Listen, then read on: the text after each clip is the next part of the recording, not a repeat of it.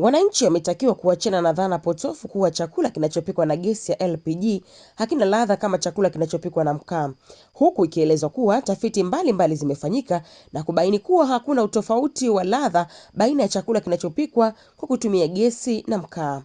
Hayo yameelezwa na afisa ufundi wa chama cha wadau wa gesi Tanzania TZLPGA, Mhandisi Huruma Msigwa, Mei 22 jijini Dodoma, wakati akitoa elimu kwa wanafunzi wa Chuo Kikuu cha UDOM kuhusu matumizi salama ya gesi ya LPG pamoja na fursa zilizopo katika sekta hiyo inayozidi kukua nchini. Tukagundua kwamba hiyo ni dhana potofu. Mwisho wa siku tukapata jawabu kwamba watumiaji wengi wa gesi hawana elimu ya kupika kwa kutumia gesi. Basi kwa hiyo wito wetu sisi ni kwamba watu wajifunze kupika kwa kutumia gesi.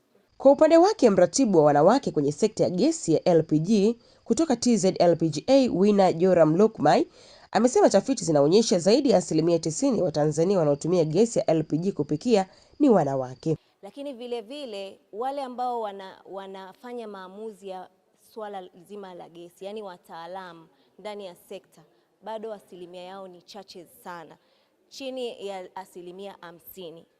Lakini kwa sababu ya ushiriki wa mwanamke ambaye ni kiongozi, Mama Samia Suluhu Hassan, na anavyoendelea kututia moyo kutumia nishati safi ya kupikia hususan gesi, basi tunaamini ya kwamba takwimu hizi zitapanda juu. Baadhi ya wanafunzi walioshiriki mafunzo hayo wameeleza kuwa yamewaongezea uelewa kuhusu sekta ya LPG. Naitwa Jennifer Tareta, ni Petroleum Engineering mwaka wa kwanza. Nilionao au kutumia ujuzi nilionao kuelimisha jamii kutumia nishati mbadala kama hii gesi ya LPGA. Jina langu naitwa Edom Mkolefu, ni mwanafunzi wa Bachelor of Science in Petroleum Engineering mwaka wa 3 katika Chuo Kikuu cha UDOM. Tunaiomba serikali iongeze wataalamu, lakini pia tunaomba kama ikiwezekana kwa na organizations za mara kwa mara za semina kama hizi ambazo zinawafungua wanafunzi wasiishie tu kuona pale ambapo wanafundishwa, lakini zaidi sana kuona uhalisi.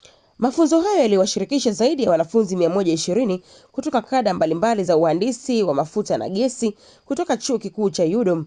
Yamelenga kuandaa vijana kuwa wataalamu na mabalozi wa matumizi ya nishati safi ya kupikia nchini. Nikiripoti kutoka hapa jijini Dodoma, mimi ni Belinda Joseph, Michuzi TV.